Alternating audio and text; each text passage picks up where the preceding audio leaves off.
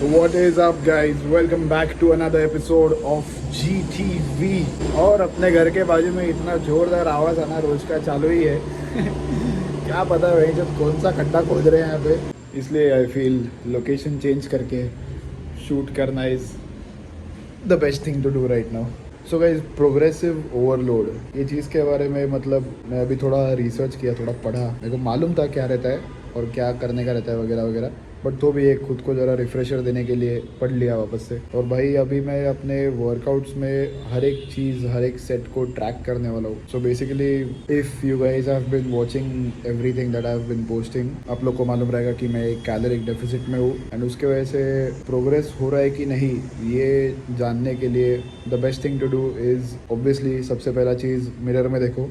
But in the gym also if we see, ऐसा नहीं होना चाहिए कि अगर मैं डेफिसिट में हूँ तो मेरा वेट लिफ्टिंग स्किल जो है वो कम हो रहा है। मतलब जितना मैं वजन उठा सकता हूँ उससे मैं कम उठा रहा हूँ, तो देयर इज़ नो पॉइंट, क्योंकि फिर मेरे को एनर्जी नहीं मिल रहा है।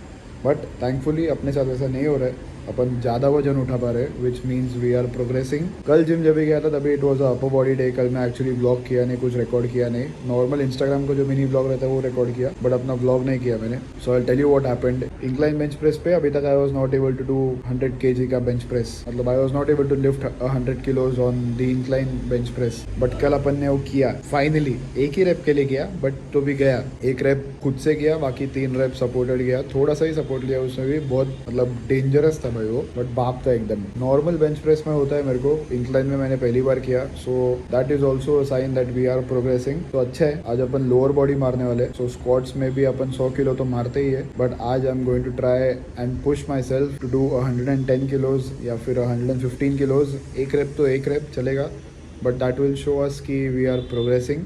सो that is what we are going to do today.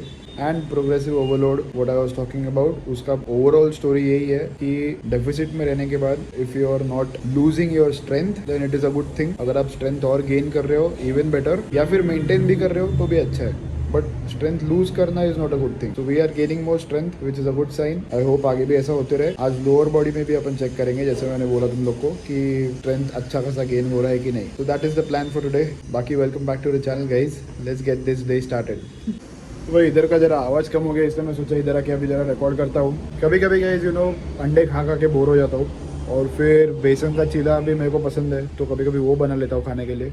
And आज अभी मैं एक्चुअली सोच रहा था कि वो बनाऊँ और खाऊँ, क्योंकि आज अपना ब्रेकफास्ट जो है वो स्किप हो गया है। तो मतलब सुबह उठ के मैंने ब्लैक कॉफ़ी पिया, बट फिर वो एडिटिंग वगैरह करके सब कुछ करने में, सुबह सुबह सब कुछ उठ के वगैरह सब प्रोसेस होने में बेसिकली टाइम लग गया। तो उसके वजह से मैं सोच रहा था कि अभी वो बेसन का चीला बना के instead of roti I will eat that cheela with sabzi and dahi. But फिर उसमें मैंने मेरे इसमें डाल के देखा कैलोरीज के, उस पर 700 calories are getting used only for 150 grams of besan का चीला।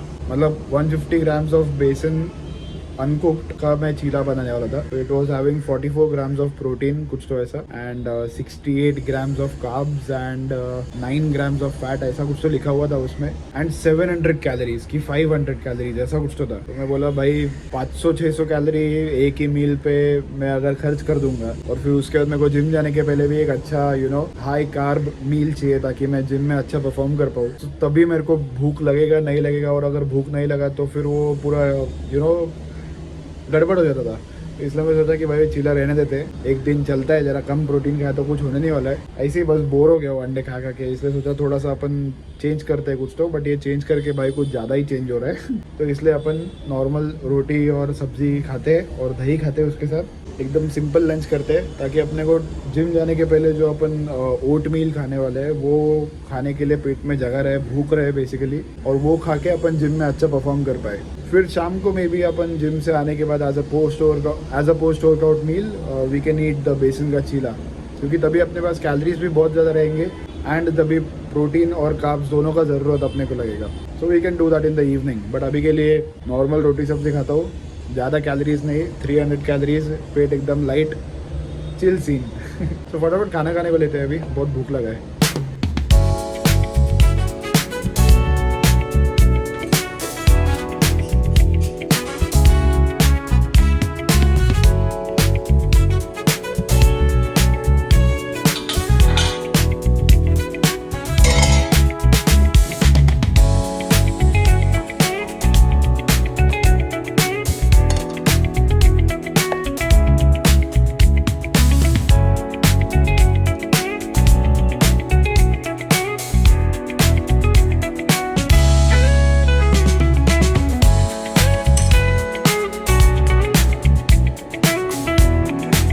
ऑलराइट गाइस, सो अपना खाना वगैरह खा के हो गया है जैसे तुम लोगों ने देखा।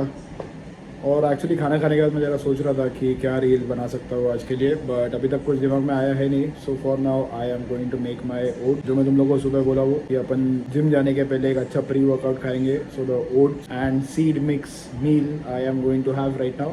तो बनाते हैं, फटाफट खाते हैं। और आज थोड़ा जल्दी जिम जाते हैं क्योंकि आज जिम में गर्दी रहेगा नहीं, इसलिए वर्कआउट भी अच्छा होएगा। जाते हैं और एक पावर वाला वर्कआउट करते हैं। बट फिलहाल के लिए let's have the oat meal.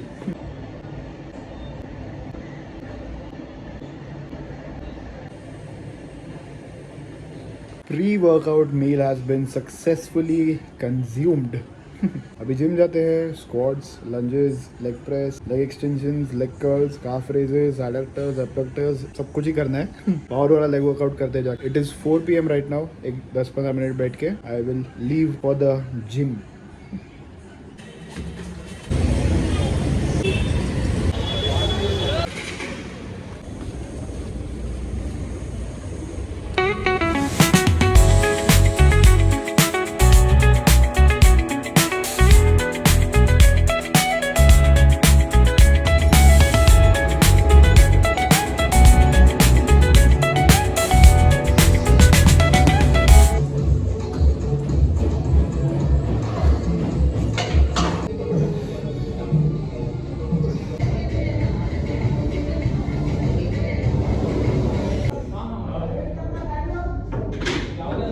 So guys, as you all can see, this is the next day obviously.